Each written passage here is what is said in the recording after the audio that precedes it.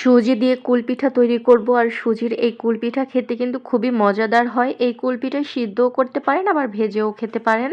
সুজির কুলপিঠা বানানোর জন্য এখানে আমি লিকুইডে দুধ নিয়েছি, তো দুধটা ছানা হয়ে গেছে। আর এর মধ্যেই কিন্তু আমি ডোটা তৈরি করে নেব। তবে এই ডোটা কিন্তু আপনারা চাইলে পানি দিয়েও বানিয়ে নিতে পারেন, গরম পানি করে তার মধ্যে ডো তৈরি করে। তো এখন এর মধ্যে আমি দিয়ে দিচ্ছি খেজুরের গুড়। যেহেতু ছানা হয়ে গেছে, এর মধ্যে খেজুরের গুড় দিয়ে পিঠা তৈরি করলে কিন্তু সেটাই বেশি ভালো লাগবে। তবে যদি খেজুরের গুঁড়ো হাতের কাছে না থাকে, সেক্ষেত্রে কিন্তু চিনিও অ্যাড করতে পারেন। স্বাদ মতো লবণ অ্যাড করে দিলাম। এখন সবকিছু খুব ভালোভাবে মিশিয়ে নেওয়ার পরে দিয়ে দিলাম সুজি। তো আপনারা আপনাদের পরিমাণ অনুযায়ী অ্যাড করে দেবেন। এখানে 1.5 কাপের মতো দুধ ছিল, আর আমি 1/3 কাপ সুজি দিয়ে আজকে কুলপিঠা তৈরি করব। ডোটা তৈরি করা হয়ে গেলে একটা বাটির মধ্যে নিয়ে নিয়েছি। তো একটু ঠান্ডা হওয়ার জন্য অপেক্ষা করব। তারপর যখন হাতে সহনীয় গরম থাকা অবস্থায় থাকবে, তখন এই ডোটা খুব সুন্দর করে মেখে নিতে হবে। ডোটা যতটা মসৃণ হবে মেখে নেওয়া, পিঠাগুলো বানাতে কিন্তু খুবই সহজ হবে। চাইলে কিন্তু এই ডোটা ঘি বা সয়াবিন তেল দিয়ে মেখে নিতে পারেন, তাহলে কিন্তু হাতে লেগে যাবে না। পিঠা বানানোর সময় যদি হাতে ডো লেগে থাকে, সেক্ষেত্রে কিন্তু ঘি অথবা সয়াবিন তেল হাতে মেখে নিতে পারেন। একটা পিঠা বানানোর আগে মেখে নিলে কিন্তু 2-3টা পিঠা অনায়াসেই বানাতে পারবেন। তো দেখেই তো বুঝতে পারছেন পিঠাগুলো আমি কিভাবে তৈরি করছি।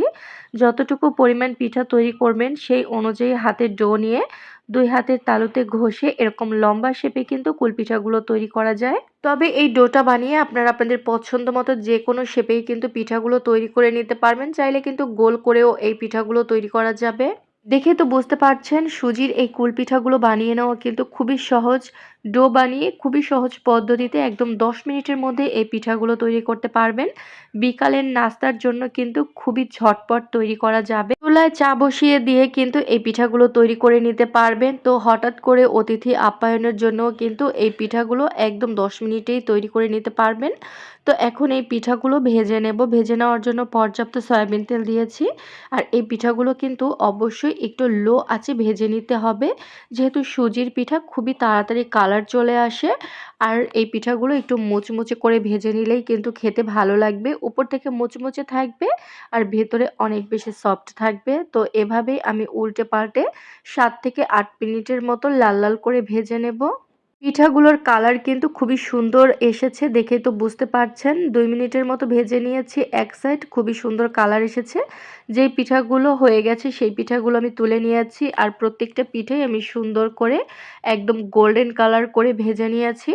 আশা করছি এই ভিডিওটি আপনাদের কাছে ভালো লেগেছে আর সহজও লেগেছে। দেখুন কতটা সুন্দর হয়েছে এই পিঠাগুলো, উপর থেকে মুচমুচে আর ভেতর থেকে অনেক সফট। খেতেও দারুণ হয়েছিল। আল্লাহ হাফেজ।